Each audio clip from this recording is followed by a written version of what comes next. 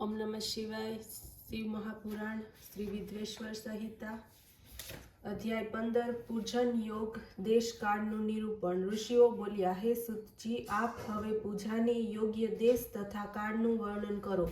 સુતજીએ કહ્યું, દેવ યજ્ઞ વગેરે કાર્યોમાં પવિત્ર ઘર યોગ્ય ફળ આપનાર બને છે।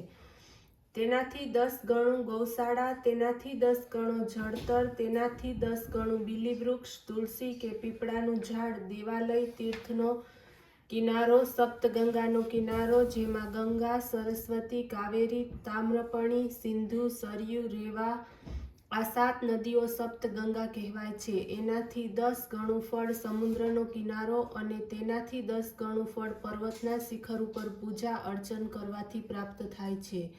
સૌથી વધારે ફળ તો જ્યાં મનની પ્રસન્નતા પ્રાપ્ત થાય ત્યાં પૂજન કરવાથી મળે છે। સતયુગમાં યજ્ઞ, દાન વગેરેથી પૂર્ણ ફળની પ્રાપ્તિ થાય છે। ત્રેતામાં 3જા ભાગના ફળની પ્રાપ્તિ થાય છે। દ્વાપરમાં અડધા, કલયુગમાં ચોથા તથા અડધો કલયુગ પસાર થતા તેથી પણ ઓછું ફળ પ્રાપ્ત થાય છે। પરંતુ શુદ્ધ હૃદયથી કરવામાં આવેલું કર્મ અથવા પૂજન દ્વારા બરાબર ફળની પ્રાપ્તિ થાય છે। આથી 10 ગણું ફળ સૂર્ય સંક્રાંતિના દિવસે મળે છે।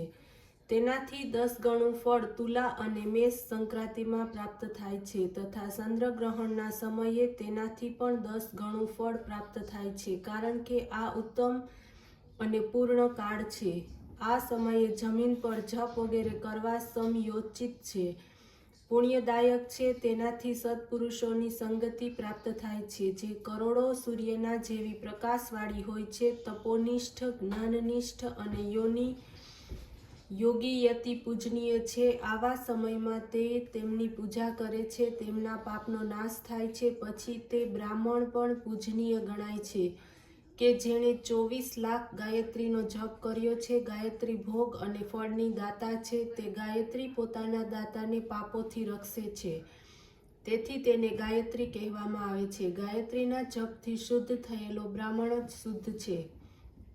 તે બધી જ રીતે યોગ્ય પાત્ર છે। નર, નારી વગેરે કોઈ પણ જીવ હોય જે ભૂખ્યો છે તે અન્નદાનને પાત્ર છે। ઈચ્છાવાળાને આપવું એ જ અભિષ્ટ ને આપનારું છે। માંગવાથી આપવાથી તેને અર્ધ ફળ મળે છે।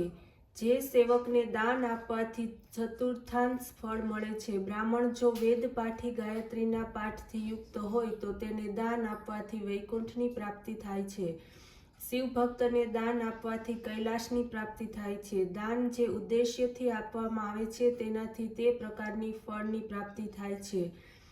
થોડા ઘણા અંશે શિવાર્પણ બુદ્ધિથી કરવામાં આવેલું દાન અનંત ભોગ આપનારું છે। માણસને તપ અને દાન આ બંને હંમેશા કરવા જોઈએ।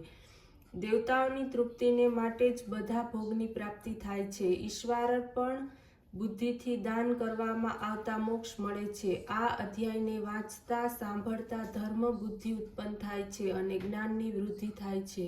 ઓમ નમઃ શિવાય।